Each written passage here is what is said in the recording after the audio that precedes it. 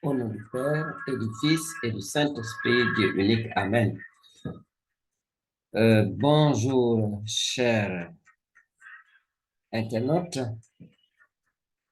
Soyez les bienvenus à ce rendez-vous de formation et d'information. Nous voici donc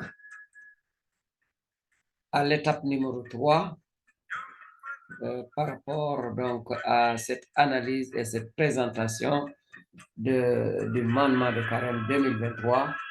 au niveau du Sénégal, Mauritanie, les îles du Cap-Vert et la Guinée-Bissau. La partie numéro 3. Mais nasim nakna no kino kino gonum fosi mangolum to dal na non fa jam te no xel ne kena lembel dumen Gensium TV ingare go ndax mbadat na cal gen in ge keref ndeysaan mbef ndad gander ne fo baktan ne ten xolle ke i ngooxid ne fo nun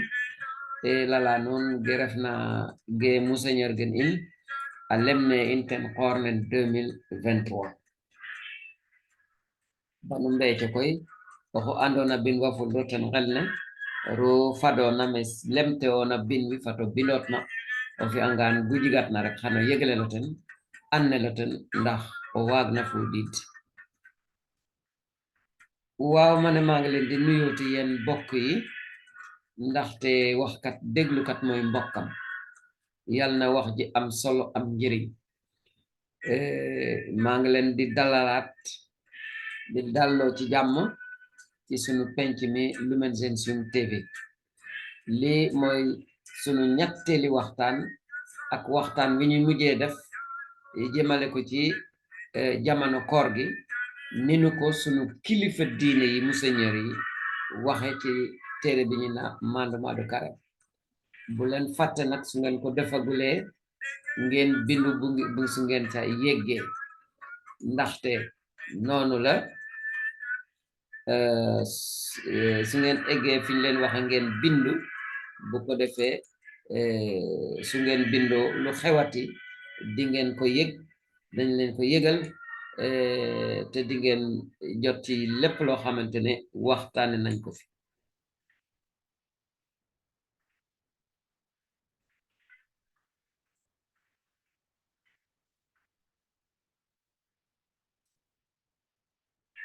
Nous en arrivons donc à l'exhortation des évêques de la conférence épiscopale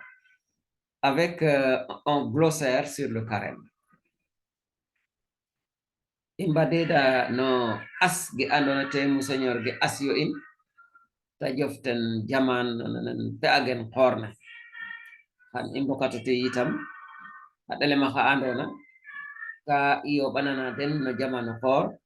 to monseigneur ge a tek te den meke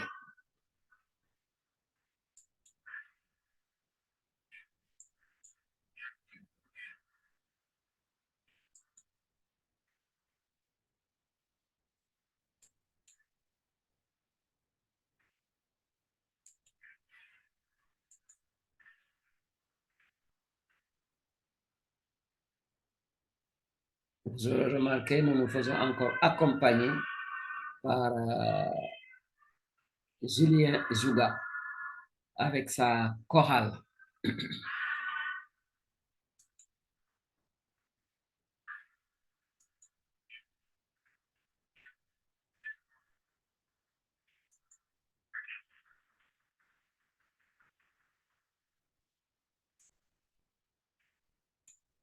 Voilà ce dont nous avons parlé et que nous avons indiqué comme annonce de cette troisième partie.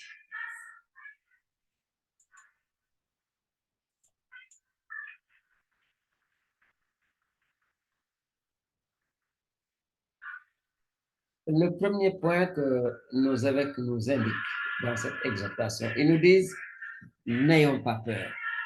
Et ceci en référence à Matthieu 14, 27. Il est vrai que des motifs d'inquiétude, il y en a. Et les évêques les citent. La pandémie du Covid-19 avec ses impacts négatifs. le changement climatique avec son impact, la cherté de la vie, la menace qui pèse sur la paix mondiale à cause de la guerre en Ukraine et l'insécurité qui pèse dans le Sahel. Voilà des motifs d'inquiétude que nos pasteurs mettent sur la table parce que ce serait faire la politique de l'autruche que de fermer les yeux sur des réalités comme celle-là. Ge Monseigneur ge etna lebo interfu ba indido. Ne Yesu Christa lemtenana in no Matthieu 14:27 no osar harba hay fo nafkander e apek harba hay dik fo bet fo dikander maga Yesu lemten ba in balundit ge garna fo geke Monseigneur ge adete ge bo anday rog moju e ge didlat na in gayme ge jarna didel gayme lam jirna lembel covid fone andona adna ne foge lakna in ne tigende fatrite gene fop asopta hale refnate atahabo o nyowa mo jafeñ gene disa jaxatan ne andona itam gena jikel fop ge na jiktel ka batwa ne andona itam jamanen adna ne aranga ndaxar itam adara ya dara domo to ge moƴna gar foten ge faktina laltan te refu año xale ke refna Ukraine o ñak tigna mitam o ñak jam le andona ka ref mena lembel Sahel bom ne ando na win mayu ka mbom weke mbomano weke mbomelo oten gene fop a refa ga andona roog moƴu awa ɓisid to a ɓisida sax o njaxɗatan fii li ñu sunu kilifa yi di jëkk a wax tibbe ko ci baatu sunu borom Yesu Christa mooy bunu tiit loolu sunu borom Yesu Christa mooy wax apôtre ne bu leen tiit ndaxte maa ngi ki yéen bu leen tiit boo gisee nag sunu monseigneur yi dinu fàttali li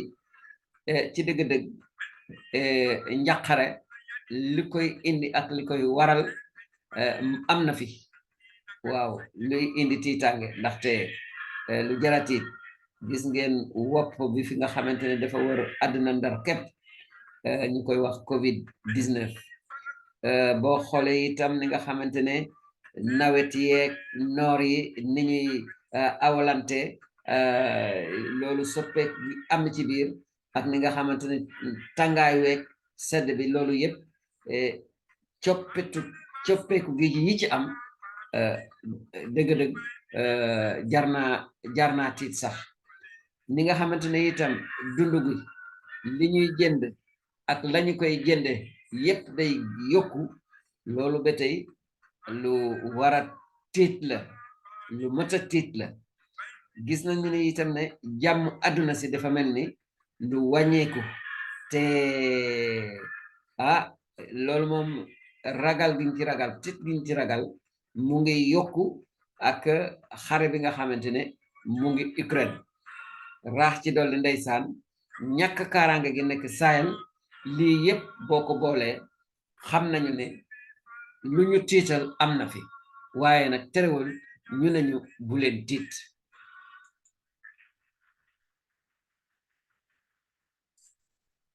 malgré les motifs de peur il y a quand même des motifs ou des raisons de sérénité, de garder la sérénité. Nos évêques nous disent justement de nous reporter à la parole de Dieu et de revenir à la parole de Dieu qu'il faut proclamer à temps et à contre-temps, comme Saint Paul nous le propose en 2 Timothée 4:2. Il y a aussi la présence secourable de notre Seigneur Jésus-Christ. Quand vous allez en Matthieu 28:20, eh bien, le Christ nous dit, je suis avec vous jusqu'à la fin du monde. Matthieu 28:20. Il y a également l'assurance de Jésus. C'est une référence que nous avons déjà vue en Matthieu 14:27.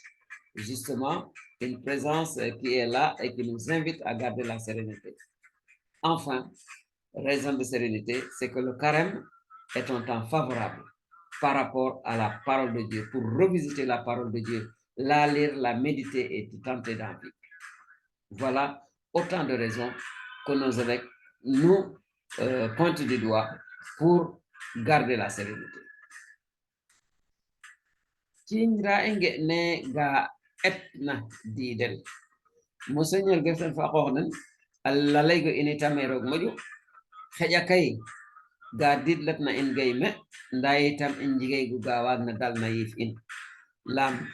falayanen roog o ñoxoren ten andona mu refna a xela waare el to Paul fata defana a lembane a paax no letar ɗiko nderole ta binna Timothée no o saaro nax ka nderole a peng a ɗika ndeer i nga'ygo yitame Yeesu al regey ine o xey fo in bora adna fagga to a tawel ta refna fo in refe ta fuudana in a damta ino ta refu gaga o retanga no Matthieu 28:20 xana soɓin ma Matthieu o saar xarɓa xay ɗik fo ɓet dadka ndeer xarɓa xay ɗik fo dadka ndeer bogen a peng xarɓa xay ɗika ndeer Yeesu bo xane tam a regey ine feego xey fo in i mbaga njigo yaakaar i mbaga ndam lu xono ten te ref ge et malemba nun no Matthieu 14:27 so ge Monseigneur ge mbagtit ne ge ta pancinen sa xolene ge waag na tax fo ge xel na tax bo ay ina ndalo te refu ke ne andona jamano nen xoor ne a refa jamano na andona ka jafu defano kar jamano fa mbaxo na andona awa engela ndefote bo moƴa njange falay fanen roog mbaat nangil wano to ñeeme mbiyo njema mbi gero andona te rooga sim'in ni ñu ko gisee lu nu tiitala ngi fi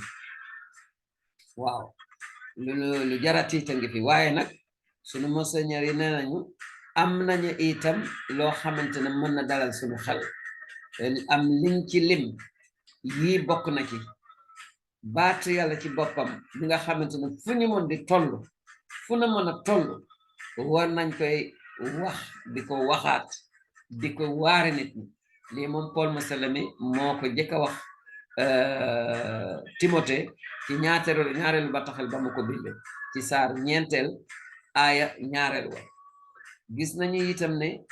sunu borom Yesu Krista dig nañu ne ba àddina di tukki mu ngeek nun te teewaay googu muy nekk ak nun du teewaayu seetaan teewaayu dimbali nu la loolu moom mu ngi nekk ci Matthieu injilu Matthieu saar suraat 23 aaya 20 ba ba tey sunu borom Yesu Krista waxati nañu ne bu leen tiit bu leen ragal lii mu ngi nekk ci Matthieu 14:27 Matthieu 14:27 li sunu kilifa yi jeexale nag mooy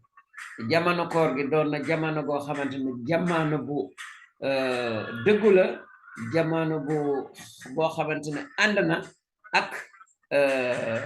dégluwaat baatu yàlla di ko déglu di ko jàng fii moom ñu waxaat fi rek njëriñ li nga xamante ne ak soññ bi ñuy soññ catholique yi pour ñuy jàng biibal te ñu wut ay catholique ñu leen won ne ñuy jàng biibal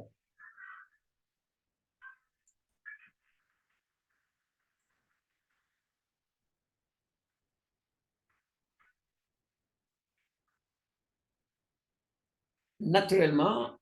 après nous avoir dit tout cela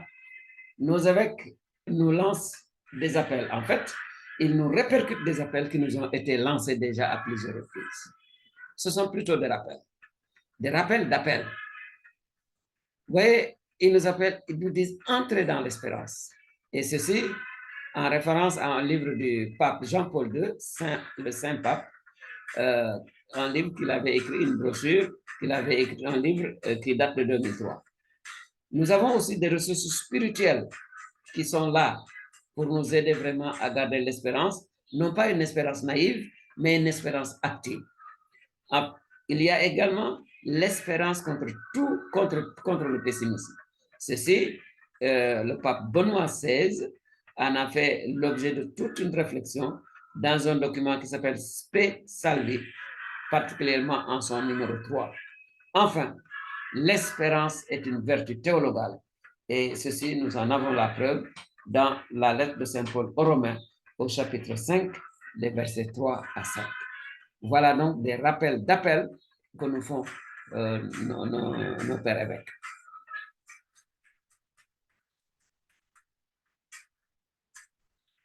Monseigneur Gueye mbetanda in mayuga andona amin alayel nda e ka iwobna mbeke ge tambetande in terefu fat in doko a paax i sumwo a paax noge andona te ref yaakaar ne in doon nana roog to yaakaar nene gene paap fate defane Jean Paul II a bin ate saafe no oxid 2003 e njigi go itam a curaga andona no yifte do tangatyo ande fa no yif a cura gene e Monseigneur ge mbetanda in baxan itam ba i mbeeco den fat i njiri ñoota den e oxe no lembel Pape Benoît XVI a jigay saferata bin na yitam ta lembel Space Sunday no numéro 3 na oxa kalamba in fat yaakar in a xop fuuf e ndeysaan foosit ne andona ka yoɓ na mbooska enfin e yaakar te Monseigneur ge mbetani in de laam orsangano dibal xano so in ma e yaakar a refa jikko na andona rono roog xooxum sax ota ta ɗage maga taxatu gena lember vertu théologal gene o retanga no safere andona te Paul fate du fane a bindu chrétien ka Rome no saar ɓetkanderole gi xatna no apeng atadak bona apenga ɓetak gena xano so in ma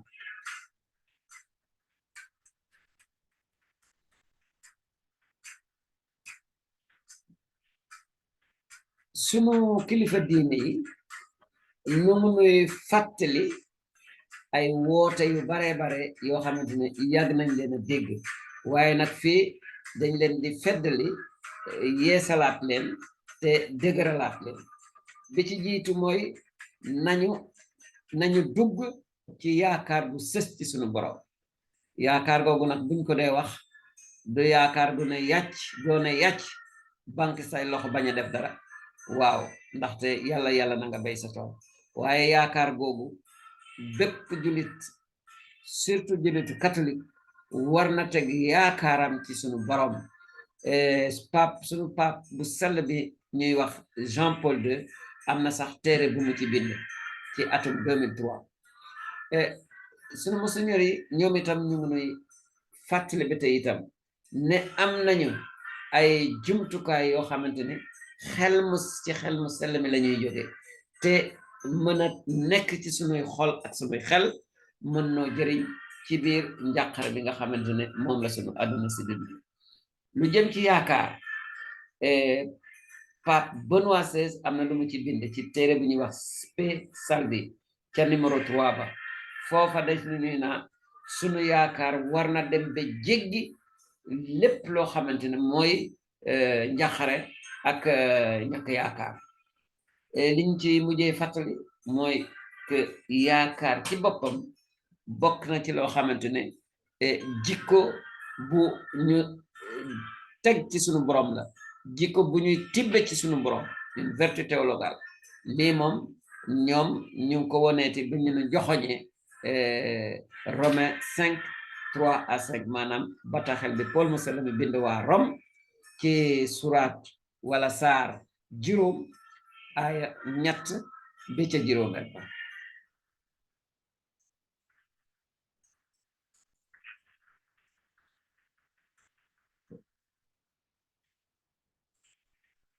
il y a lieu aussi d'avoir une détermination ferme et nos pères évêques nous y invitent. Une détermination contre le découragement, la peur, la tiédeur spirituelle. Eh oui, il faut une véritable détermination. Il nous invite également à faire attention aux vendeurs d'illusions. Et cela en référence à 1 Timothée 4 et puis 2 Timothée 4, 3. Enfin, notre détermination doit être marquée par le fait que nous devons garder les yeux toujours fixés sur le Christ Jésus.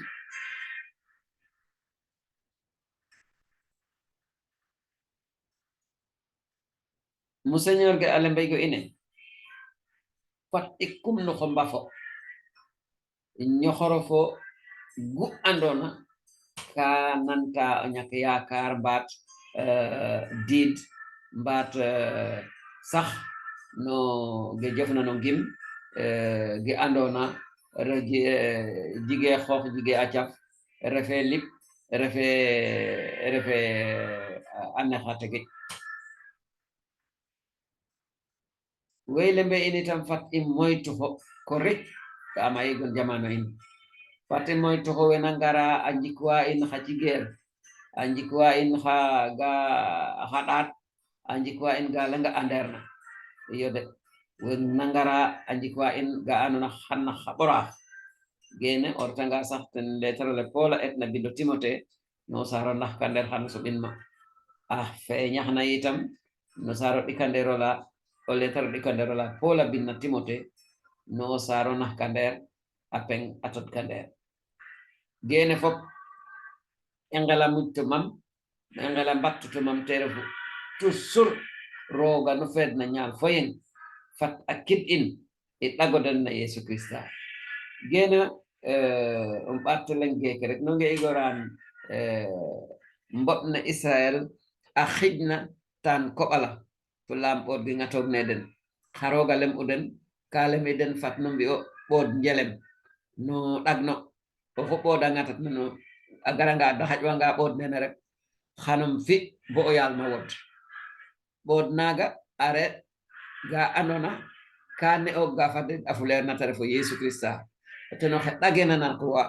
a refo xa andona xana neke oxu refna no ino jaxɗanga o ɗena nangan jak to lemin soxla of na ta fodna fo o ngim rogo yala waga ɗaxano ten kon koy way fa kidagen in fat a ngenono Yesu Christa to a mbañanda to to fe o pinu lakas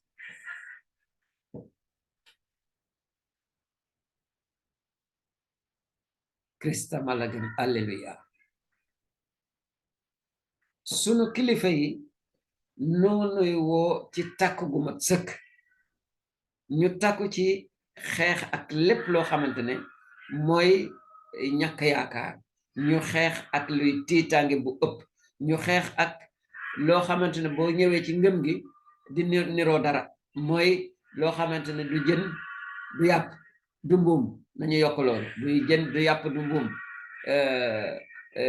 léeg-léeg nga gis ñoo xamante ne amuñu benn cawarte ci diine bi ñu ne loolu nañ ko moytu nañu takku te déggu ci diine bi ñaareel ba ñu ne ñu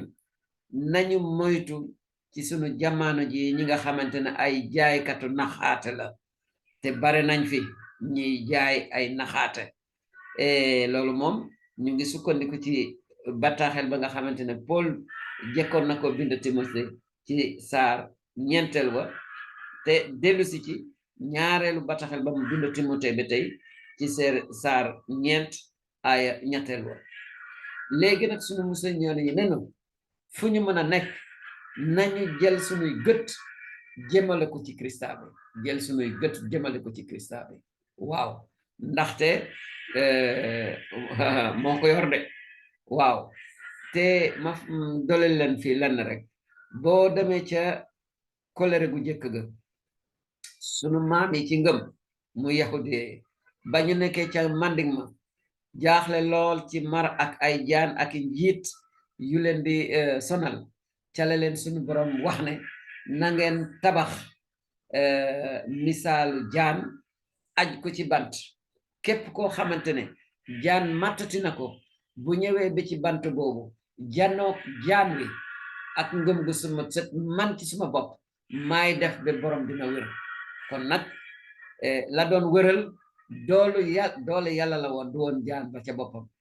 ndikkete yoo jaan woowa dafa am lu mu doon joxoñ booba ñëwagul mooy suñu borom Yesu Christa bi nga xamante dañ koy jël aj ko ci croix bi waaw te mu nenu moom buñ ko ajee ci croix bi képp ku xool ci moom suñu borom dina ko musal xool gi nag xool ak ngëm la loolu mooy fu ñu mën di nekk nañu jël suñuy gët jëmmale ko ci suñu borom Yesu Christa ndaxte moo ko yor waaw sunu maam yi bañ nañ ko nag bene ku la may bët del xool fu ko neex yàlla nu may gët nañuy xool fu ko neex mooy ci Krista bi jarul ñuy xool feneen ñu wër ji feneen.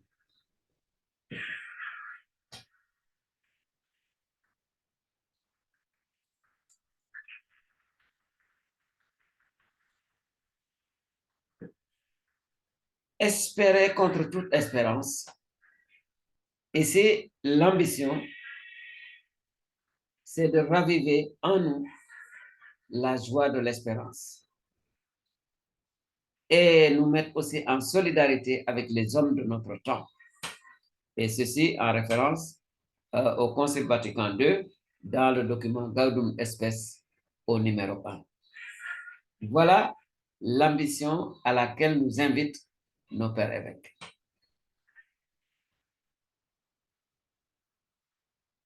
Monseigneur Gen in kaji jomra andonate tam bugyo e yon tino jomre na araf on gimongen in fo ɗay in laam yakana jignena Yesu Krista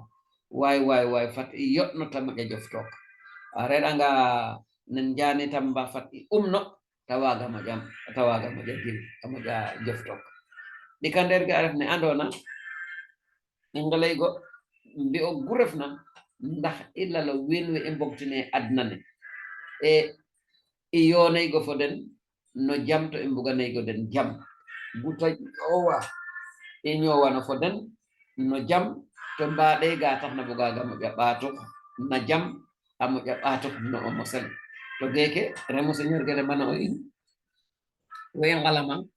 ge andona monseigneur ge alay anigo ambinno no Concile du Vatican II no saferanale mbel Gaudium et Spes no numéro etadola.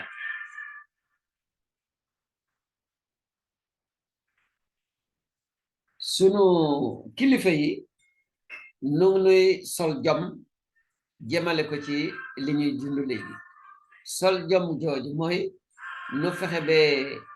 gën a beesal gën a yeesal bu doon taalitam nu xamba taal boo xamante ne taalu mbégte ngi nga xamante ne moo ànd ak mu ngi jóge ci yaakaar bi mu yaakaar yàlla feneen fu nuy ngembitam mooy nu fexe ba sunu àdduna li muy dund ñu dund kook moom bokk kook moom ngir jéema seet nañu koy gannaaw noo bokk njaqare yi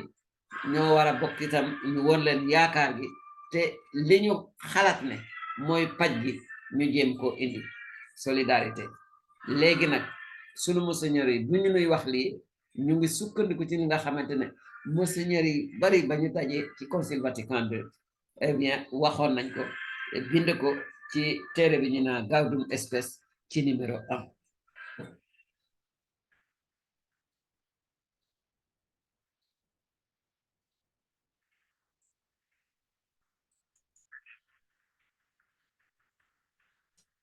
Un recours ultime,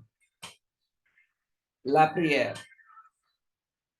Alors attention, la prière non un refuge, mais une confiance légitime en Dieu. La prière, non un refuge, mais une confiance légitime en Dieu. Et ici, naturellement, nos pensées vont à ce que le pape Benoît XVI a écrit dans Spe Salvi au numéro 32. Nous avons aussi, et c'est moi qui utilise l'expression pour traduire ce que nos pères avaient dit, un service de transfert spirituel. Dans la plupart des pays que nous connaissons, ou en tout cas les pays de la conférence épiscopale, nous avons des services de transfert d'argent. J'ai mieux compris personnellement avec une récollection de doyennés, je peux même dire l'animateur de la conférence, l'abbé Vivien Nadiak. Eh bien, en parlant de la Vierge Marie, il a trouvé une expression que j'ai trouvée magnifique. Marie ne fait que transmettre à Dieu, il ne fait que transmettre à son fils Jésus, eh bien, les besoins que nous lui exprimons. Moi, je me suis dit, mais tiens, donc, Marie est un service de transfert spirituel. C'est magnifique. Merci Abbé Vivian. Merci Marie. Merci aussi à Jésus, toi qui acceptes les transferts que notre maman Marie te fait. Encore une fois, les catholiques n'adorent pas Marie. Mais si Dieu est passé par Marie pour venir à nous, eh bien, nous sommes fondés à passer par Marie pour aller à Jésus. Eh oui, Ave Marie. Jërëjëfati Julien Juga.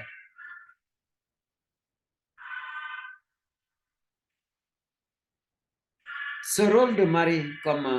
transfert spirituel, nous avons cela aussi avec le pape Benoît XVI dans sa production Spe Salvi au numéro 32.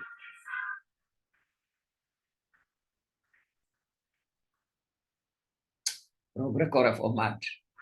Elaya bombadido meke, njoprofo koral nen Julien Juga agimana Mariama. Ah, joko jal rogoyal in worof, rosobre fo mad.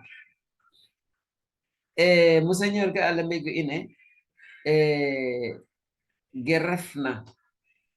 o lok in matomat no gu'i mbi'a tere fo a xeɗo roog koy refe ci am don o gidmong xey kamane faɗ wino xey kamane ci am xey kamane joka njalo xey kamane nda a xeɗale chrétien na xeɗa refe o ñak pexey nda yaakar fa na jigna doole teta refu lam xu yaakar na roog roog moƴu jigat rogale be ona donc a xeɗale geke moom a mbañane go den monseigneur ge bo a mbetano in ge andona pape Benoît XVI o te lem uge jofnate no safara layma nun xator spécial bi no numéro 32 a lemay go in itam den monseigneur ge ga andona re ɗeet men xe lemtena fo ge factumana ten pe a geke mais ndikete yo Mariama awa ɗeetel nen service na andona ka o retanga buga ɓisnit xaalis waga no ref nit no ten o ɓisnitel xaalis waga refit ma pour o waag na daaw ne kima kon den meke nda no andey go den a mayatay go sax to mu retoona o soɗ den ma xane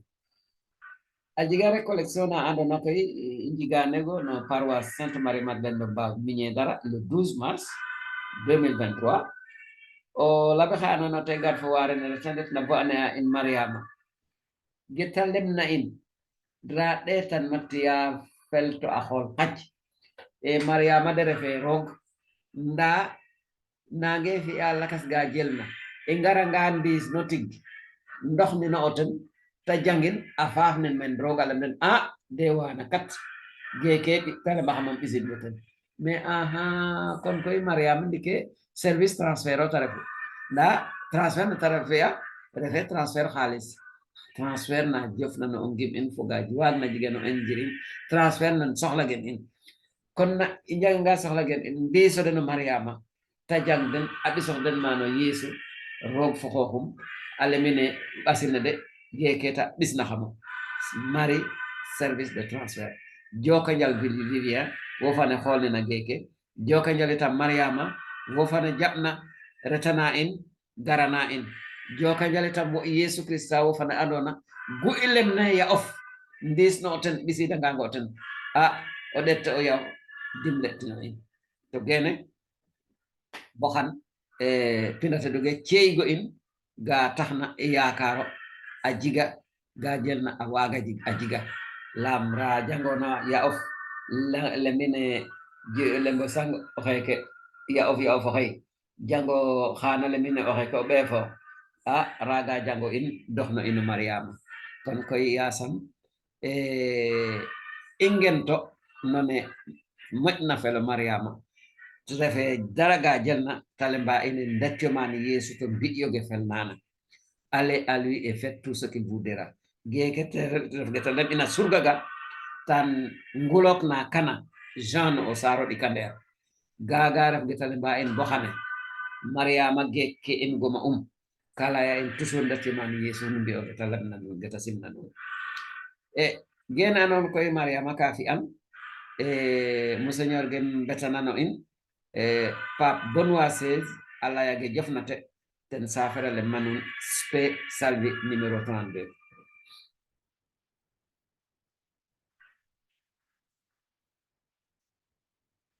nañu sant sunu borom bu baax a baax moom mi def bi ñu dikkee fii ci sunu daara ji mu tombe koralu Julia Juga di woyal Mariama jigéen ci gën ci jigéen ñi ci nga xamante ne ci moom la sunu borom awe pour ñëw ci nun te itam def lu nu ko dénk bi mu fi jóge moom Yeesu Krista sunu monseigneur yi lan lañu wax nee nañu pour nañu jël sunu ngëm sës ko ci sunu borom nañu yeesal sawar di ñaan sunu borom ñaan nag prière boo ko déggee yemul ci may ma waaw sunu borom bu ñu koy naa may ma dinañu dégg waaye nag julitu catholique jaamu gi muy jaamu sunu borom yemul ci may ma ndaxte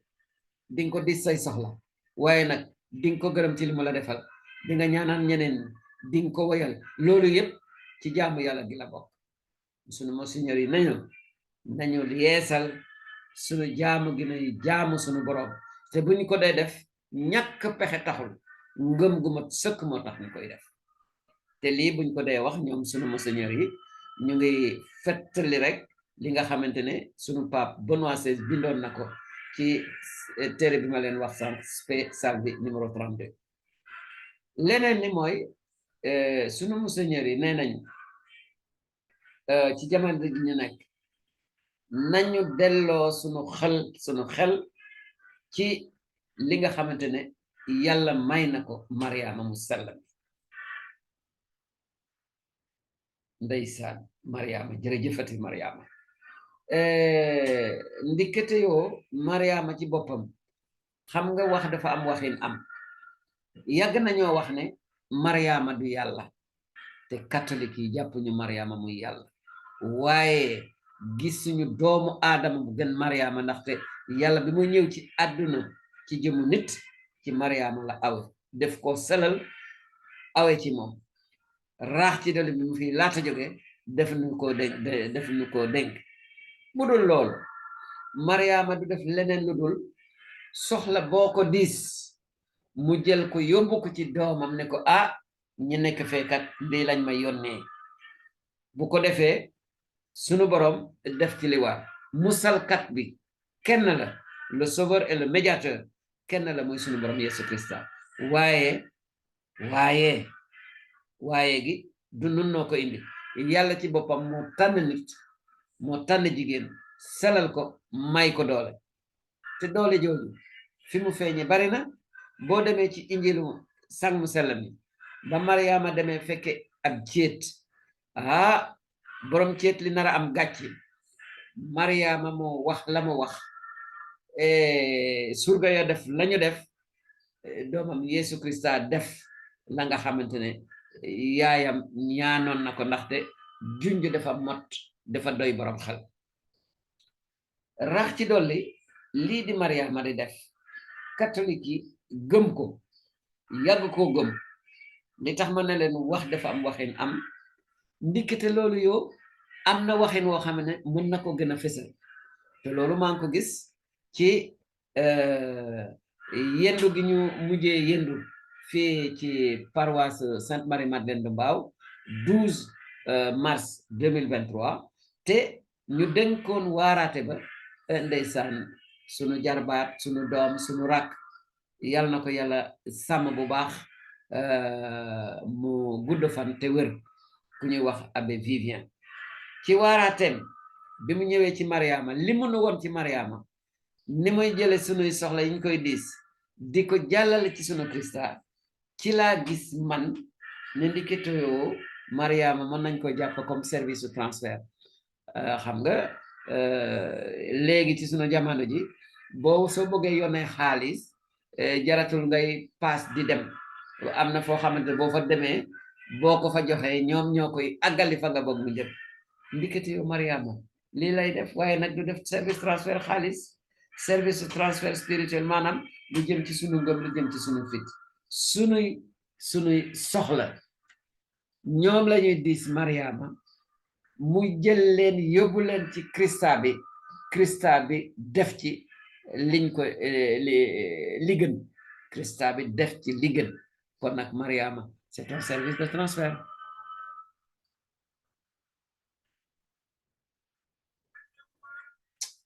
jërëjëf waay Mariama jërëjëf Julien Sugar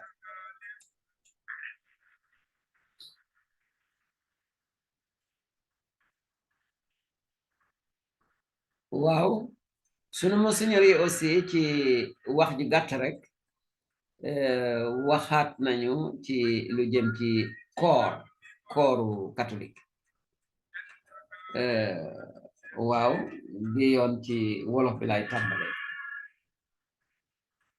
nee nañu koor gi dëgg la ñeen fukki fan la waaye ci ñeen fukki fan yooyu def ci am ñaar yoo xamante ne obligatoire la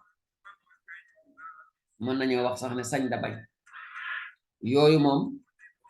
def ko lu war la mooy àllarba doomu taal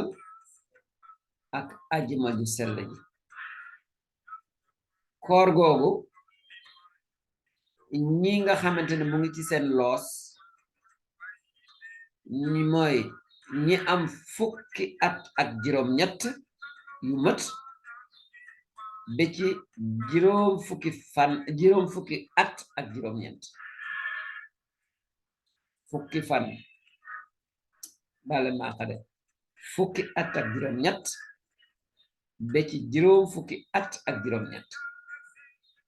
niñ koy defee mooy 24 heures yu nekk nga lekk benn yoon ba suur un repas complet 24 heures yooyu nag mën na doon 8 heures tey ba 8 heures suba mën na doon midi tey ba midi suba wala 6 heures du matin tey ba ci 6 heures du matin suba 24 heures nga lekk ci benn yoon képp ba rek diggante ci biir 24 heures yooyu su fekkente ne sa doole mayu la nga bañ a lekk dara may nañ la nga mën a mos as tuut mel ni kuy doxi ngay gonfler sa pneu rek pour mën a am loo dox loolu la yàlla yenul kenn lu mu àttana nee nañu itam nañu xool bu baax a baax ne ajjuma ju sell ji ak samedi ju sell yi yooyu aussi ay bés yu diis lañu te julitu catholique yi nañ ko jàppe noonu ajjuma la sunu boroom ci la dee muy Yesu Krista ca croix ba samedi ju sell ja mu nga ca armeel ya ca bameelam ajjuma ju sell ji looloo tax vendredi saint ak samedi saint bés yu diis lañu lu weesu loolu sunu monseigneur yi ñu ngi jaajëfal ba tey ñi nga xamante ne ñeen fukki fan yi yépp dañ leen di woor koor gu mat sëkk ak li nga xamante ne noonu lañ ko waxe ca njëlbeen ga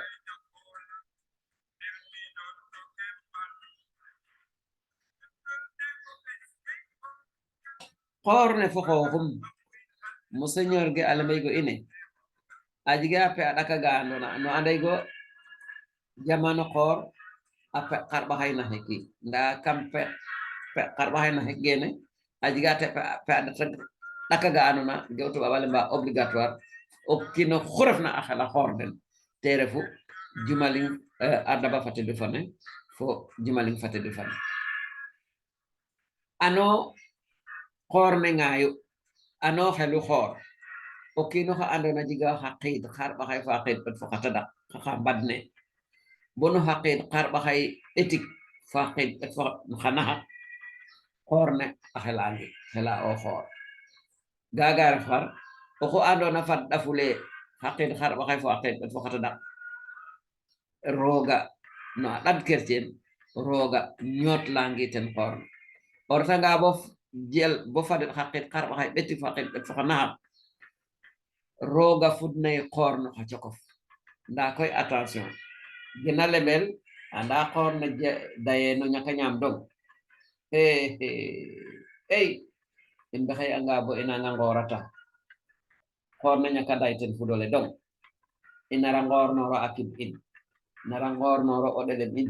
nara ngornoro haɓay in me dando ka foge dando ka in tigo tigin kon no andoye welet ne bo am badda fuler ne haqid xaba xay fo xabet fo xata dak xorne na angela ne ngoro welet ne bo angelo 59 itam xorne na mbara ne ngoro bo xam kon koy tiye fatta antel ne ta lemtena refe tayo bandel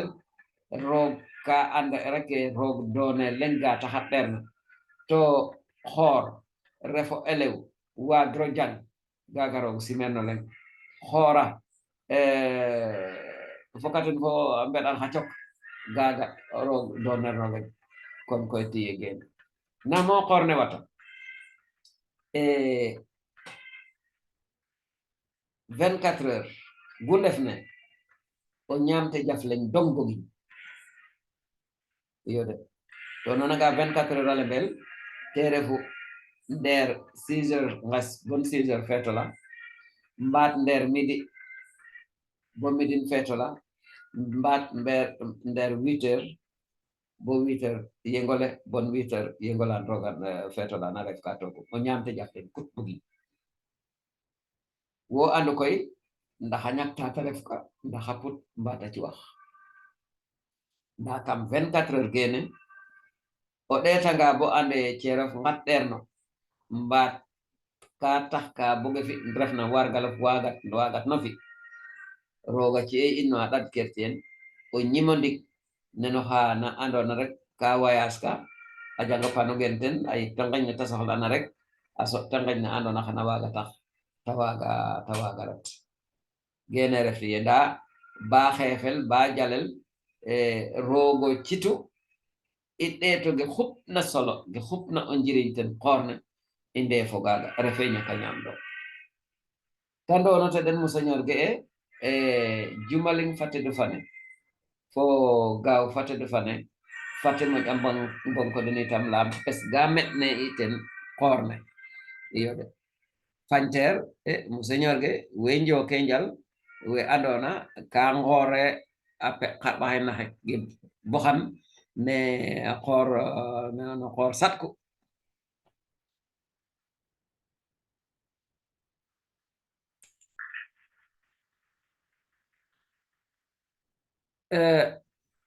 gena lembel abstinence gena muñel ka jig tiga andona ino jangonen adna ne fop ini mbog na teref abstinence universelle les francophones vous m'excuserez dans la diapositive qui précède vous avez dû lire pendant que vous avez dû lire le texte en français pendant que je faisais les traductions en Wolof et Sérère. Nous en arrivons donc à l'abstinence. Eh bien, l'abstinence, il y a des aspects qui concernent l'Église universelle et nous allons voir des points spécifiques par rapport à nos églises locales. L'abstinence universelle, pas de viande, les mercredis de Saône, les vendredis de carême et tous les vendredis, sauf fête solennelle. Encore une fois, il faut voir d'où vient cette règle-là. Quand vous allez dans les pays d'où le christianisme nous est arrivé, eh bien, le vendredi, la viande était considérée comme une alimentation de luxe, une alimentation de fête, quelque chose de festif. Et pendant le carême, comme nous voulons nous mortifier, diminuer tout ce qui est réjouissance et mondanité, il était demandé aux gens en compassion avec le Christ de s'abstenir de viande les vendredis de carême et même tous les vendredis de l'année. Bon, la règle est là. Il y a une année, Monseigneur Marcel Lefebvre avait demandé à Rome que cette règle ne soit plus applicable dans les pays de l'Afrique de l'Ouest francophone. C'est par la suite que nos évêques ont repris cette règle qui s'applique à l'Église universelle. Mais j'ai vu dans les documents que Monseigneur Marcel Lefebvre avait obtenu justement que ces pays-là soient exemptés de cette règle-là. Il y a également l'abstinence qui compte de viande, c'est à partir de 14 ans et plus, voyez-vous. Donc, voici quelles sont donc les règles du jeu. Gemne ame keterefu o nyako nyama tege jale na lembe geke mom afogay naga anona jangu ne fo xoxum na adna ne fop de mbog no e nyaka nyama tege no adda bana ndawka fo jumalin gen xor ne fop fo jumalin gen xidole fop e ge koy ge garna faten tere fo rek ne andona mi haɗat kertie na refna so a fadid kamen in maaga ñama tege ka fi'el ga andona yaal doole ka mbilakino togno to yitama ret ga andona rujigona o xew o lalta e jigami wagami feeg koy i ndefangano xoor gene fop ki mbar ke ngelna moytu xo te tax u jangone lem oxu refna dal kertie fato muña tege no jumalin xoorne fo jumalin gen xiidole fop fo adda bana ndawka ge'ami no asakes monseigneur nana lebel monseigneur Marcel Lefebvre a mos e xetme orom pour caate ge defne Afrique raga me ta andona o roga doon in kilifa ndax tiyeke ta fañ i mbaña mbogote lam roog moƴu mais kege wena ñaame atege gi atege ja tektine ten caatege duba we dolen ta jigna maaga jige ren meke kalte kane ko yo monseigneur ge a njangat ne yo règlement neke andona jangone foppi fogin i yonata ñaka ñama tege ƴage koy ten pes gene gay ettina gay daltina rakino xe jigna xa xiid xarɓa xe fa xiid xana xa ƴof tok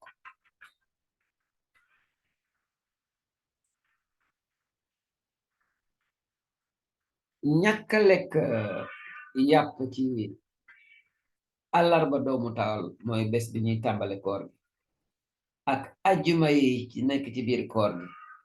ak ajjuma yi yépp ci biir at mi loolu moom jàngu catholique ci àddina yépp ñoo ko bokk loolu nag boo gisee fi mu jógee eh bien dañoo jàpp ne ci bés yooyu dañoo xel di fàttaliku coono yi nga xamante ne ñoom la sunu borom Yesu Christa daj pour mu musal ñu waaw boo demee ci réew tubaab yi nga xamante ne yàpp nit ñi dañ ko doon bànneexoo nit ñi dañ ko doon tiitaroo nu ne nag lépp loo xamante ne bànneex bu ñu mën a muñ la ak tiitaru bu ko jarul nañ koy moytu ci bu jamono koor gi dikkee te nañ koy moytu aussi bés bi nga xamante ne ci la sunu borom Yesu Christa day muy ajjuma lii moo indi ñàkk a lekk yàpp ci ajjuma di ñuy wax catholique yi gis naa nag ci sama gëstu que benn monseigneur bu nekkoon fii Dakar te ñu ko doon wax monseigneur Marcel Lefebvre mës na fee ñaan Rome pour règlement bi ñu dindi ko ci loosu chrétiens yi catholique yi nga xamante ne Afrique de l'Ouest la ñu nekkoon Afrique de l'Ouest francophone ouais ci diggante bi la sunu monseigneur yi dellu si ne nañu ànd ak jàngu bi yépp ñu xoolaat ñu toppaat règlement boobu donc lii moo fi nekk léegi lii kan la war règlement bi mu ngi nekk ci loosu bépp catholique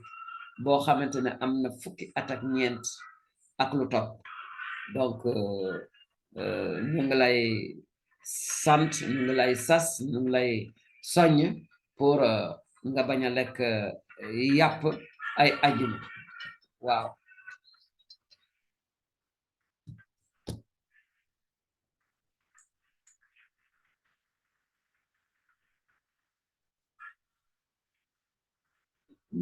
mbirum koor gi dafa am loo xamante ne jàngu bi yépp la am ak loo xamante ne sunu monseigneur yi bi ñu xoolee sunu goxaan yi li fi nekk ak jafe-jafe ak loo xamante ne mën na ñaawal sunu dër ñu neñu au niveau local loolu moom mar nañ ko moytu lépp loo xamante ne alcool la ak nu ñu ko mën a tudde lépp loo xamante ne day mandiloo nañ ko moytu waay bu koor gi di nañ ko moytu ñu moytu itam mbirum pon taba ak nu mu mën a mel ak nu ñu ko mën a tudde bu koor gi ñëwee ñoo xamante ne dañ doon jëfandikoo pon taba muy cigarette muy leneen nañ ko muñ buñ ko mënulee bàyyi seen dunu bakkan gépp itam bu koor gi ñëwee nañ ko bàyyi xale yi ñoom ci seen bopp kenn demul ñu des monseigneur yi nee nañ waaw xale yi nañu góorgóorlu pour lekkante yi ñuy faral di jënd ñu jéem koo muñ su koor gi ñëwee jamono koor su ñëwee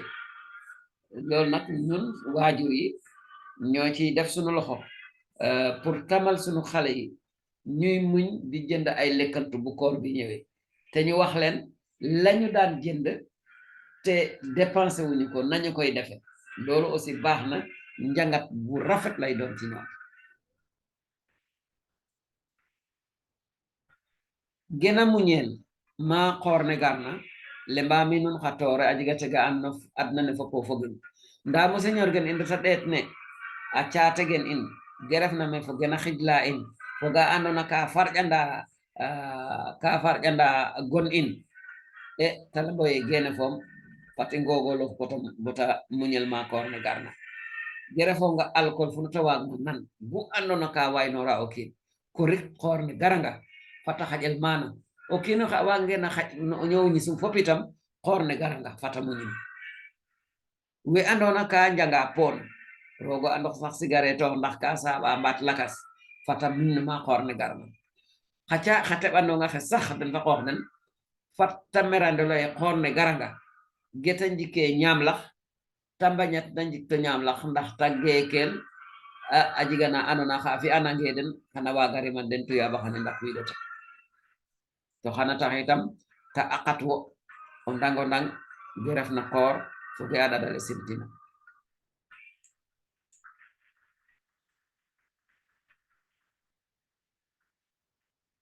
qu'est-ce que nous appelons des mesures d'accompagnement?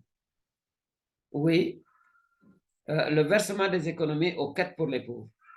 Et ceci, j'aime bien insister là-dessus, parce que ce que le chrétien ne dépense pas, ce que le catholique ne dépense pas à un repas, il ne le dépense pas au repas suivant. Je m'explique. Quand dans une famille catholique, les gens ont fait l'effort de ne pas manger à satiété le matin et à midi, mais c'est pas le moment de se goinfrer le soir. Sinon, ça n'a plus de sens. Par contre, les économies qui ont été faites, on doit les mettre de côté pour les quêtes qui vont servir pour les pauvres. Et oui, notre jeûne a plus de sens quand il aboutit au partage avec les nécessités. Pas de spectacle ou de réjouissance non enrichissant pour la culture et la foi. Ça aussi, nos évêques insistent beaucoup là-dessus. C'est là qu'ils parlent de ne pas aller au cinéma, etc., etc.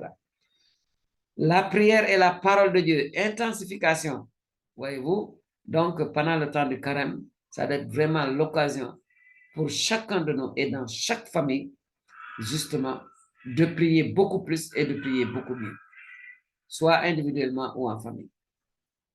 Nous devons profiter aussi du carême pour faire des prières pour le Saint-Pape, Papa pour les catholiques.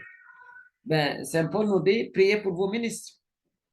C'est une recommandation de Saint Paul. Nous devons prier pour nos responsables religieux et nous devons prier pour les responsables politiques, pour la paix dans nos pays et la paix dans le monde. Voilà. Un partage fraternel et la justice sociale doivent être aussi des préoccupations pour chacun des croyants catholiques pendant le carême. Nous devons aussi avoir le souci de faire vivre nos églises. C'est le sens du denier du culte. Alors là, attention, certains de nos parents, surtout Diola ou Diago, ils disent dernier du culte. Non, ce n'est pas dernier, c'est denier du culte. C'est cette sorte d'impôt que l'on doit payer pour faire vivre nos églises. Et ceci, que personne ne vous induise en erreur, ceci est bel et bien biblique. Il est arrivé que des gens aillent trouver Pierre pour lui dire, est-ce que toi et ton maître là, vous payez le denier du culte? Et quand Pierre a rapporté ça à Jésus, si vous vous souvenez, Jésus a dit d'aller trouver en mer un poisson, vous trouvez, déjà là, il y a un miracle. Hein? L'argent qui a été retrouvé au niveau de ce poisson a servi justement à payer le denier du culte, à la fois pour Jésus et pour Pierre. Ceux qui cherchent des sources bibliques ou la légitimation biblique de ce que nous faisons, en voilà un exemple, parmi tant d'autres. Gena lembel fop ka jigga anona ka xela yoon fo ten ge monseigneur ge etna lembo intere fu ge andona in dépenser no ge andona ka ref xaalis mbata ñamala muñena gene fop ka xela ɓoxotel ten jangune ndaxta dimle tel we neew ne doole we jigeen ne doole put ge ke wine mbi'e yitam put mayuge fo lakas ma wine mboka torta a mbelakinota korne garanga julit catholique ne wara tere tata xela tere tata lam ka ref no jaman na andona ka xalama conogen Yesu Christa to a ɗomat wage andona tere na fi pakar din adna ne a ettin no pakar koy kodum no jamano koor itam e ngala ngogo loxo ndax keɗage ne ngetta roog fo ne e jangta falay fana roog fopa ɓatel donc a fi'angan jamano koor ne a ref nen jaman na andona ka i umba njaan ne ndax ta moƴa a kaɓ i ngala ngeɗana paap ne itam ma moƴna ngeɗano ma koor ne garna to gene roog moƴu o retangan bibal na xano soɓin ma de Paul fotede fana tele mine fat no ngeɗana we adwan ne nun ten ɗadale fat no ngeɗana itam we adwan ne nun no adna te ref wen a adax wen maat ne wene fop catholique a xela xeɗana den ndax ta njigo o wod a njigo jam saax le waaga jeg jam adna waaga jeg jam fat i ngelamo itam ne andona i ngela ne lasrita kam in ta ref ge i njigna fo ge i mbaagna fo ge i andna ndax jamane a waaga ɓaato i ngalamo itam mbi'a pod ne i mbaagna ndax cangu gen ina mbaaga ñoowo a njigo ga ta soxlana o nananga denier de culte ale ben te gar fo gene reta mi bo nanga toña fog we ƴolawe fo njaago we nange lembel dernier du culte xa'a denier du culte na lembel iyo to denier du culte o retanga ten bibal ne xano soɓin ma ra Yesu lam wina ngarna lamto Pierre ndax wo fo a adaxo xen wo refna Yesu ndax nu nanga ndafda lemponen jangune ra tagarna men Yesu Yesu fi ga ta fina a cooxin Pierre a jang xalsana a reta raf dik xalsana a rafid lempo naga kon koy ba o leng a buga mo ɓiso nuun xane no galenga anderna a nanga noon gege refen bibal axa de gen bibal ne de o retanga soɓin ma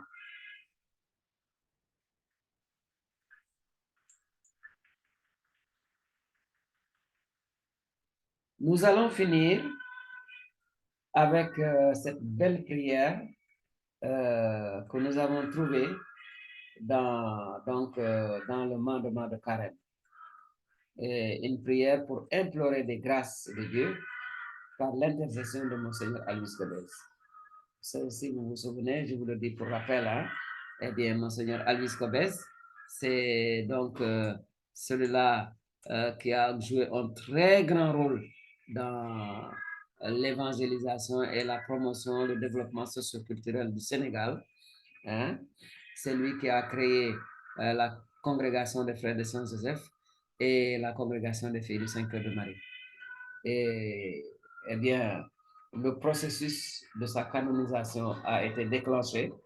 Et vous savez, parmi les critères qui sont pris pour reconnaître quelqu'un est saint, c'est l'obtention de grâce divine par l'intercession de la personne en question. Il se trouve qu'une religieuse avait composé une prière justement pour Monseigneur Cobes et une prière aussi pour ceux qui auraient besoin de l'intercession de Alois Cobes. Cette prière, j'ai eu la chance de la trouver comme vous et je la partage avec vous.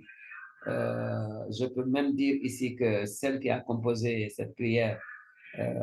bon, parce que le nom a été donné, elle s'appelle Sœur Martine des filles du Saint-Cœur de Marie. Sœur Martine, je pense que c'est Sœur Martine Ndour. Dieu Tout-Puissant qui a envoyé ton serviteur, Monseigneur Alois Cobes, en terre sénégambienne, pour faire connaître ton évangile aux âmes assoiffées de ta parole et pour le rayonnement de ton Église, nous te prions. Regarde avec bonté ton humble apôtre qui fut rempli de zèle pour le soulagement des petits et des pauvres. Accorde-lui par l'intercession de la Vierge Marie qu'il a tant aimé la grâce d'être mieux connu dans ce milieu d'évangélisation où tu l'avais destiné berger de ton peuple. Soutenu par la force de ton Esprit Saint, nous te demandons par son intercession la guérison de nos maux. Nous te le demandons pour les mots suivants. Et c'est là qu'il est conseillé à chacun qui récite cette prière de citer les mots spécifiques pour lesquels il demande la grâce de guérison. Que le Seigneur agrée ces prières. Amen. Amen. Tout est providence. Nous en arrivons là au moment où la chorale de Julien Juga chante une prière avec Amen.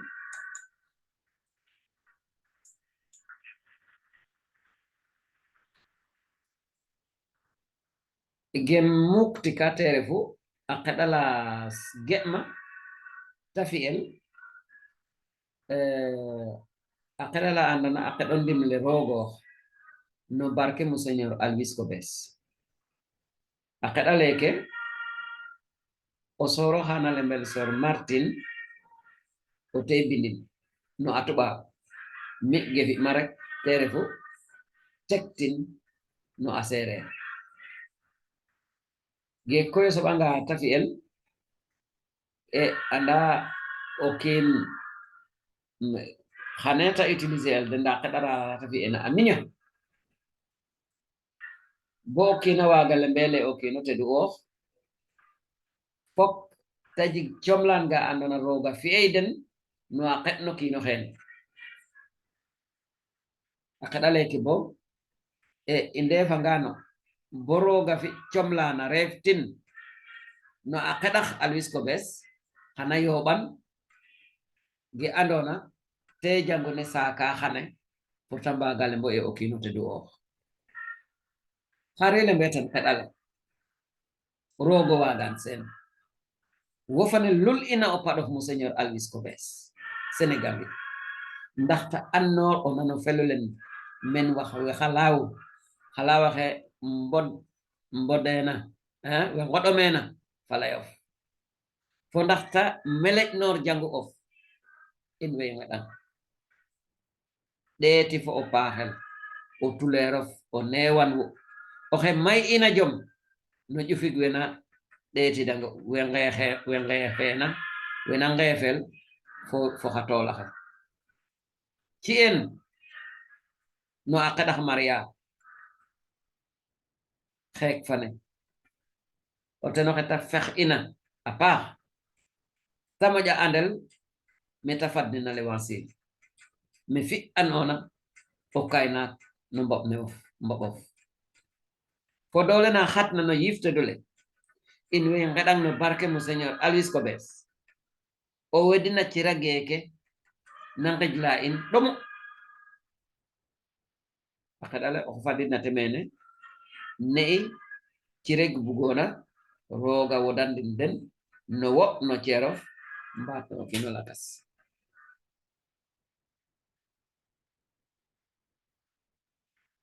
oui on bal roga ngana watna pakat kina adna fana yirmi in jabe akada gena kelo no akada Elvis Cobes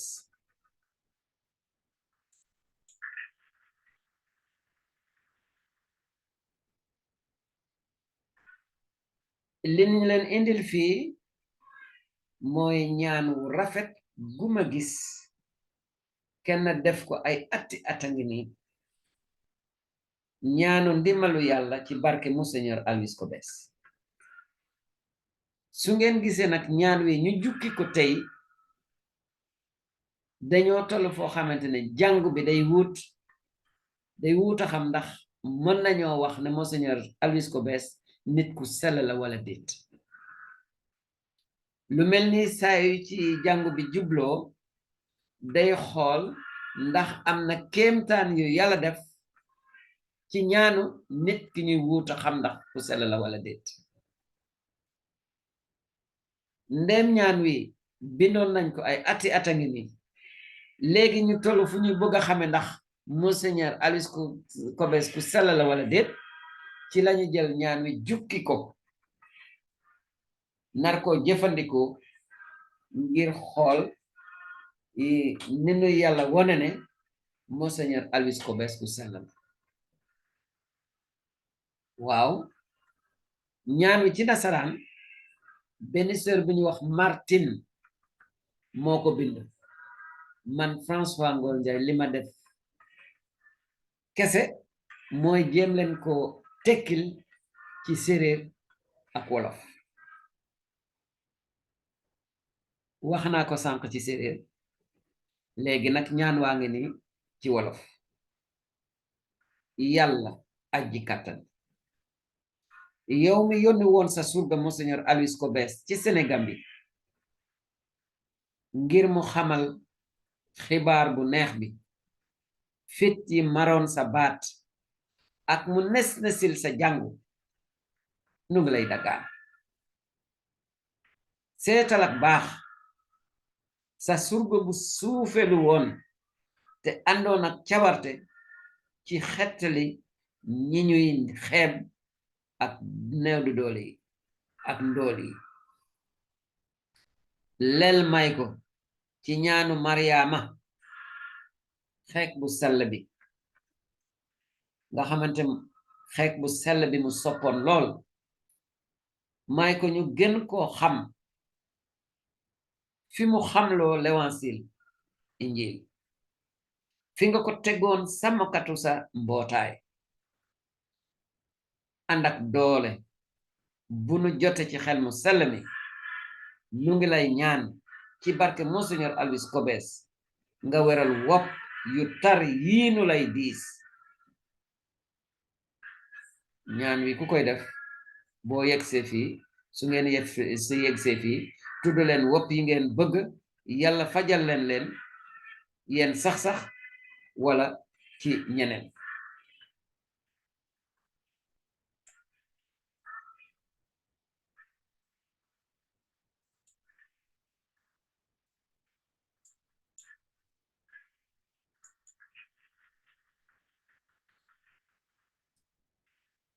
j'en arrive à des réflexions personnelles. Oui, des réflexions personnelles. Et j'assume, François Ngor. Ces réflexions n'engagent que leur auteur, producteur de ces vidéos et créateur animateur principal de la chaîne YouTube dénommée Lumen Gentium. Voici nos réflexions à la fin de ce partage.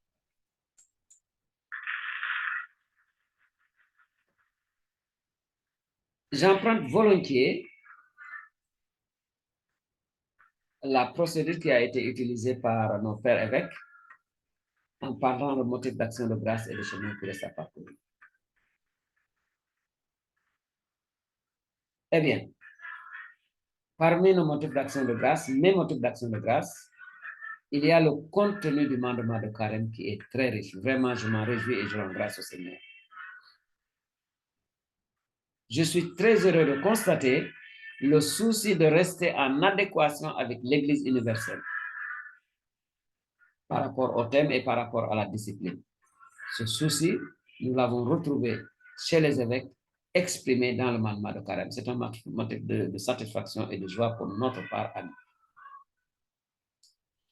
J'ai trouvé également le souci de tenir compte de nos réalités locales pour certains aspects disciplinaires. Oui, en matière d'abstinence, nos évêques ont pensé à des mots particuliers au niveau de nos communautés et au niveau de nos sociétés. Gemle ba ne keterefu akalam ko des ga jefnaten mandement de carême lembami e geke ba donelo leng amosanga no rogo tamosto rogo fin afar janga mi otonyo mi ngor nyaay ndam detanga ne mo seigneur ge mbitine fo ne mandement de carême ne bintena e talem ge imbela kino tangit mi tan orog so don katega ya karona engala ne ngamando ara anga ne no loketa ma khala khamanda la etc. mais mi fo xoxes de gemle ma me ke mi dongo ta engagé wu refe o lakas nda mi xey gidma rog no geref na ten man de karam ne la masaka a xola to ne ta lemtena yitama mosa mi xey gidma rog bo xam re get maye mo seigneur ge we ngalama muda defna dambaga yono fogi anona te jangu catholique ne asimtu gene a feñey ten ginale bel tem getalem ne na o tinam ge ne te corner na yonante ta ref synodalité arta itam bono discipline manam ne engal na ngem to ga jelna ne andona monseigneur ge ambuga ngoy loxo a taɓo a ngenono ge anante jangu catholique a simtu yakane boxan a ɗeteygu ga andona te ref ten caategen in jombe saxa jige yo piño lakas ndane taxi ta ena taxi bo i mbara ɓekote nof in fo a kid in bo profite o ten korne njem na ɗaxo gene fop a ref ga andona mixe gidmi tan den gidmi tan rogo yaɗin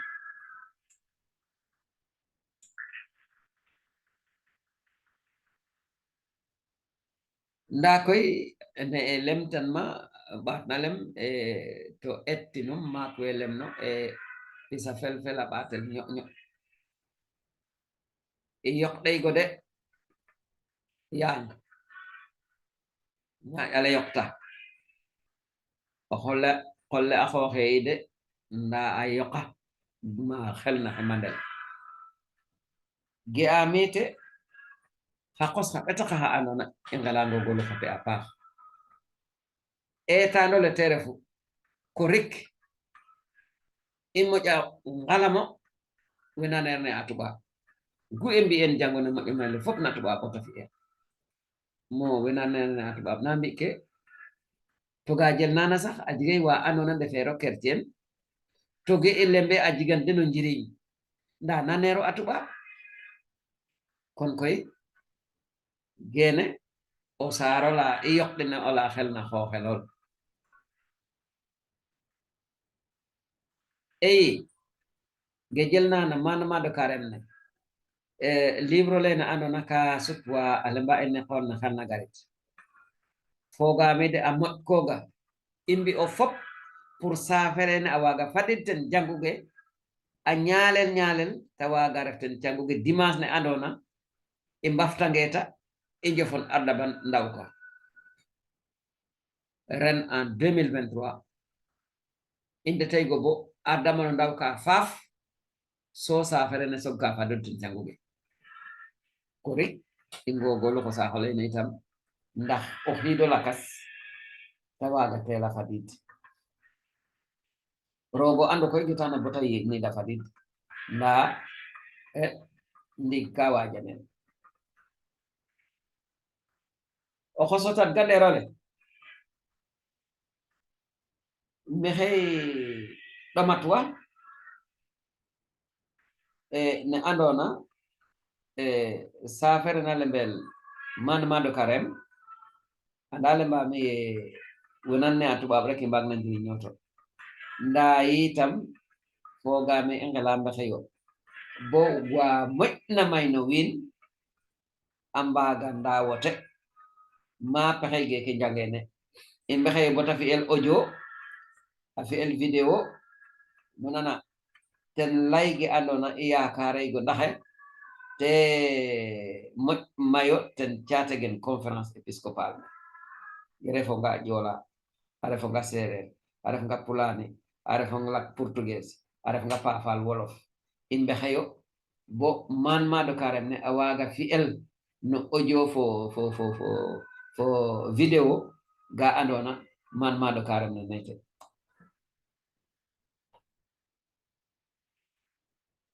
a taw yenoli li may wax fii mooy jéego yi ma gis ne yu ma xalaat ne jéego yi ñu desel la jëmale ko ci mbiru mandement de carême bi ci jiitu ci suma gis-gis ngir yàlla ñu gën a faale ñu gën a fulaal ñu gën a may gët ñi déggul nasaraan ndaxte muy téere mandement de carême bi muy leneen la ñuy def ci jàngu bi bu yépp nekkule ci nasaraan itam li ci ëpp nasaraan la te am nañu ay mbokk yu baree bare yoo xamante dégguñu nasaraan ci biir jàngu bi waxatuma nag am na ñoo xamante duñu ay chrétien waaye ay nitu jàmm lañu ay nitu yàlla lañu te fu ñu fekk dégg diñ ko déglu fu ñu gis dégg mën nañ koo nangu te ñooñu am nañu bari ci ñoom ñoo xamante ne dégguñu nasaraan téere bi ñuy wax mandement de carême mooy ñaareel mbir mi may mettitlu mooy ni muy yéex a yegsi ci jàngu yi ren ji en 2023 ma ne beneen yoon bu nu mënoon a fexe ba lu mu yéex di béer bi nga xamante buñ ci jógee dem ci ajuma ji ci alarba doomu taal di béer boobu fekk téere boobu yegsi ci jàngu yi nit ñi mën ko jënd mën ko jëriñoo balaa ñuy dugg ci koor bi ñetteelu mbir mi mooy ñu fexe ba nit ñu gën a bare mën a jëriñoo mandement de carême bi loolu nag pexe yi bare nañu léegi ndaxte mën nañ cee def ay audio mën nañ cee def ay vidéo comme bi may def nii ñu def ko nag ci làkk yi gën a siiw ci diwaani conférence épiscopale bi mu am ci Joola am ci séeréer am ci pulaar am ci portugais am ci wolof et cetera ak ñoom seen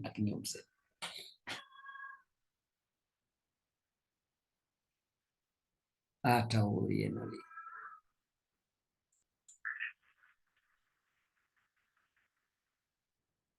ba tey ndem ci wolof bi laa nekkoon ma wéy ak wolof bi ci jéego yi ma xalaat ne war nañ ko dox ba tey ñu xam ne aussi ñu gën a jàpp ne àddina day dox yàlla soppeekuwul la mu waxoon te mu doon dëgg jégewul fa mu nekkoon waaye nag niñ koy waxe nit ñi ak li nit ñi war a def ba méngoog li yàlla wax loolu moom doxinu àdduna dafa laajte ñu koy xool boo demee ci mandement de carême bi ñuy naan nit ñi bu leen moytu leen di dem cinéma mais tey léegi kenn dematul cinéma léegi nit ñi li ñu daan seetaan cinéma ñu ngi koy seetaan ci seen biir kër yi ci seen télévision yi ak ci WhatsApp kenn dematul cinéma kon nag lii xalaat naa ne war nañ koo xoolaat niñ koy waxe ci mandement de carême bi waaw bu dee cinéma de lañ fa daan bañ kon nañ ko moytu ci sunu télévision ci sunu kër yi nañ ko moytu ci sunu WhatsApp yi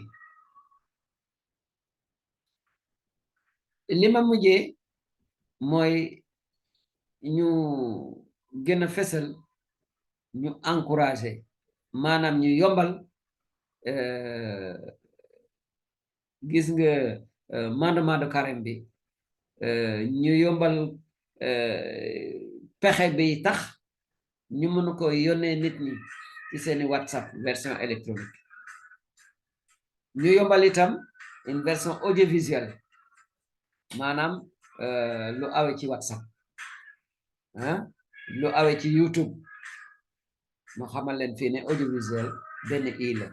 benn bi def noo rek lii buñ ko defee wàññi lim bi ñu daan def ci kayit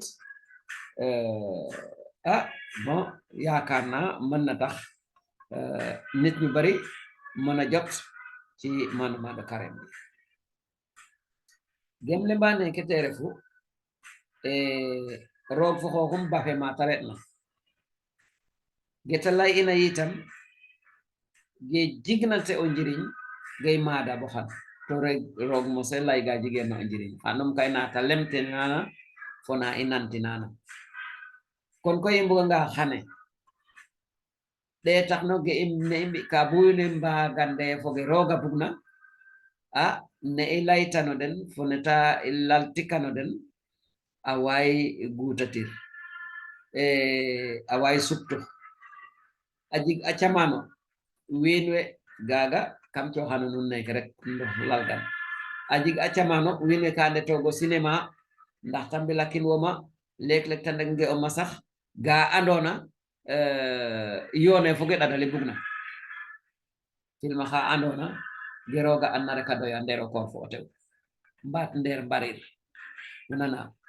janguna le boga in xoor ne garanga fat gaga no muñ no mbañata te to cinéma nda xane o leng retate cinéma kon koy fat lay gisuptelo wiin we fatale mbale ngogolo ye télévision gen nun def nen pin gen nun fo téléphone na xen WhatsApp gen nun fo YouTube gen nun ngogolo xe koor ne garatanga nu moytu xo nu ngaya a paax gen mbuuda ten télévision gen pin gen nun fo WhatsApp gen nun fo YouTube iyo de o kawla fa a suptanga mbak o fefe ca suptorak mbat yoon ten ge faktit mate refu mbexeyo bo mandement de carême ne a waaga fi'el a lultel wiin we ten téléphone a xen den te ref gena le mber version électronique PDF to ta mbiyo itam ta mbexeyo bo mandement de carême ne a waaga jig no YouTube audiovisuel ne xele mbaxatore audiovisuel ine lengin ka jigna ɓosufna in bo a gar meke gene bota fi'ena kayit ge a mbañelo to yaqan ke wiin wa moƴna mayo a mbaga ndawota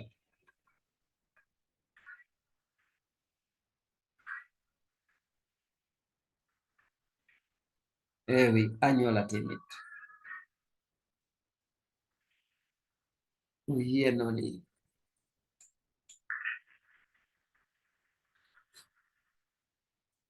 nous voici donc à la fin de notre cheminement. C'est la fin de notre troisième partie sur 3. C'est le moment de vous dire un grand merci. Nous avons fait notre possible pour vous présenter ce mandement de carême. In wengid manuna paxa pax meke i mukti ka jetayre xane to ngaɗa rogo yal ta ɓato in barke a ɓato nun barke o hubbinde o erna wagano fi ndiki ndax rujeta ya jigatna ten ngal ne o yegin o nanin to rufelonga o waga gartan ngalme xotit me o and ɓatot me o and sunu waxtaan wi fii lay jeexe tey gannaaw ba ma sante sunu borom ma santati leen waaw jaa ngeen jëf ci seen teewaay ku bindoogul woon mën na kaa def léegi bu ko defee saay waxtaan amate ci penc mi ñu mën la kaa yegal waa ila boo amulee jot itam saa yoo ñëwee ci penc mi ñu xam ne ci nga bokk ñu ubbil la ndaay yépp ndaa lu la neex nga tànq ca la la neex duy ca lu tolloog sa soxla ak sa jot naan be doyal dellu ci say soxla yàlla na sunu borom jàppale suñu soxla yépp